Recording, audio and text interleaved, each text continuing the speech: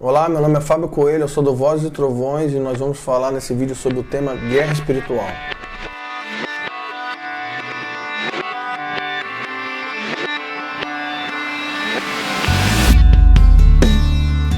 Ok, a primeira coisa que eu quero dizer sobre guerra espiritual é: não existe guerra espiritual entre Deus e o diabo.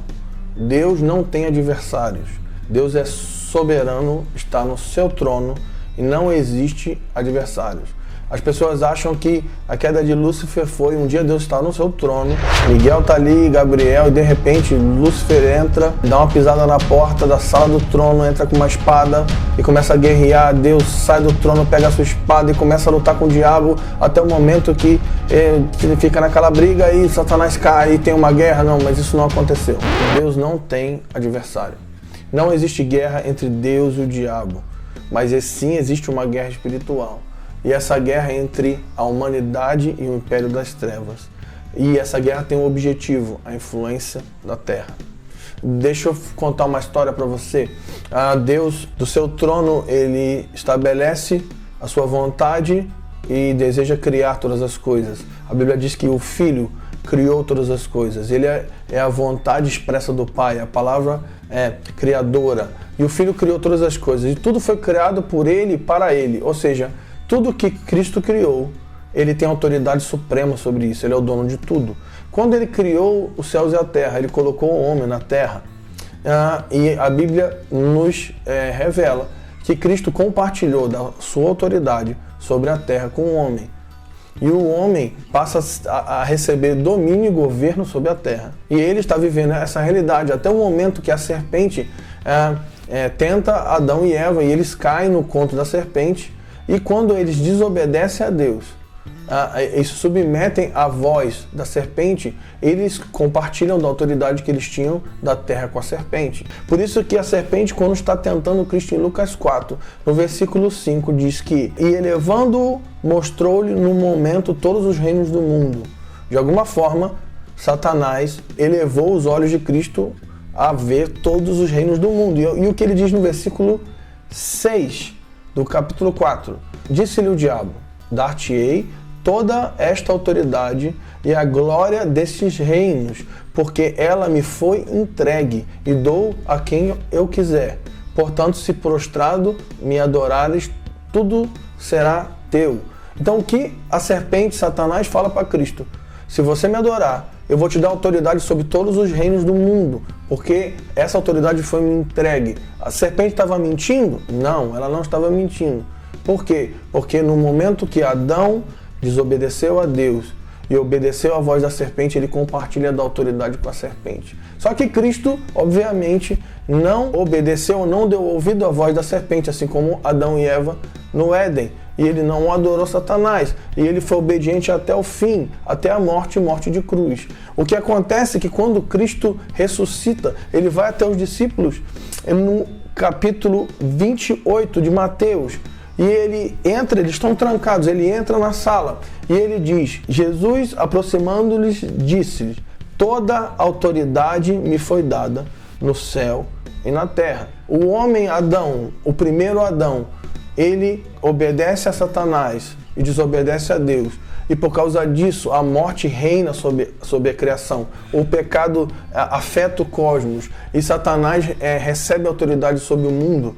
O que acontece é que Yeshua, Jesus, ele encarna como homem, como o último Adão, e ele obedece até o fim. E porque ele obedece até o fim, ele diz: toda autoridade me foi dada nos céus e na terra. Isso significa que agora mesmo Satanás não tem mais autoridade sobre a terra.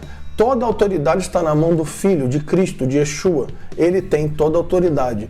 Mas a pergunta que não quer calar é: se ele tem toda a autoridade, por que Satanás faz o estrago que faz hoje? O que autoriza Satanás de movimentar toda a influência dele sobre os reinos do mundo? E é sobre isso que queremos falar, sobre a guerra espiritual. Então eu quero que você abra comigo em Gênesis, no capítulo 2, e eu quero falar um pouco sobre esse tema. Gênesis 2, versículo 7, diz assim: e o Senhor Deus formou o homem do pó da terra. Qual que é a matéria-prima do corpo do homem? Pó.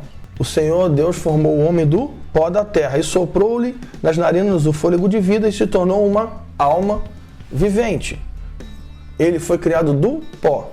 No capítulo 3, depois da queda do homem, depois do pecado, existe uma série de juízos. Existe o juízo do homem, o juízo da mulher e o juízo da serpente.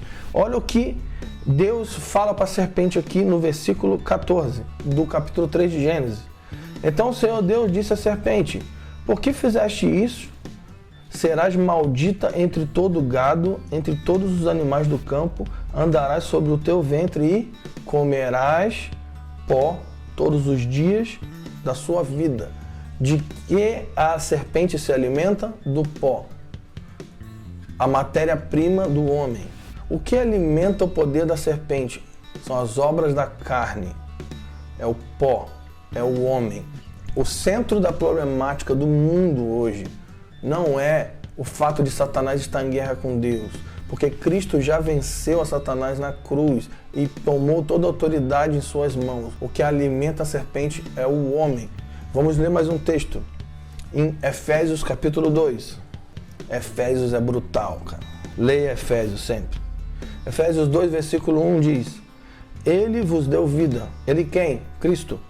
Estando vós mortos nas vossas transgressões e pecados, nos quais andastes no passado, no caminho desse mundo, segundo o príncipe da potestade do ar, Satanás, a serpente, segundo o príncipe da potestade do ar, do espírito que agora age aonde? Nos filhos da desobediência. O que sustenta a influência da serpente do seu império nas nações é o homem, é a desobediência do homem, são as obras da carne. Como se faz guerra espiritual? Simples, obedecendo a Deus.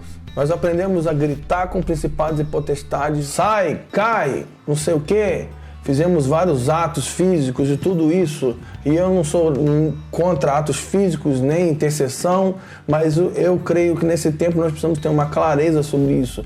A maneira mais eficaz da gente aniquilar a influência da serpente em famílias, em regiões, em cidades, é a obediência. Se existe obediência, o poder da serpente é enfraquecido.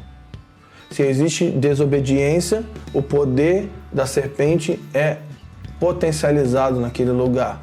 Como se faz guerra? Gritando com principados? Não, eu creio que hoje nós precisamos gritar com pessoas.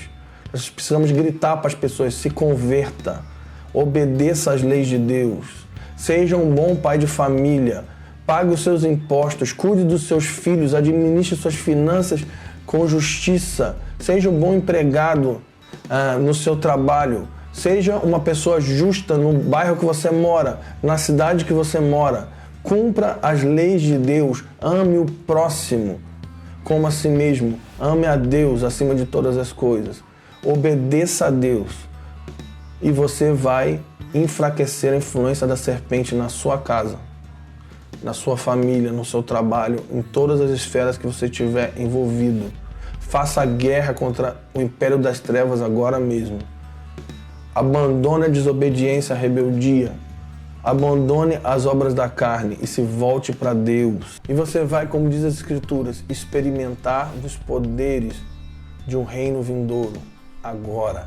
Experimentar a vida eterna agora. Conhecer a Deus e o seu Filho agora. Expressar a luz de Deus agora. E assim a influência do império das trevas vai ser enfraquecida. Para terminar, eu quero ler um texto, Romanos 5,19, que para mim é a síntese da guerra espiritual entre a humanidade e o império das trevas. Porque assim como pela desobediência de um só homem muitos foram feitos pecadores, assim também pela obediência de um só muitos serão feitos justos. A desobediência é a ação humana que empodera a influência de Satanás no cosmos.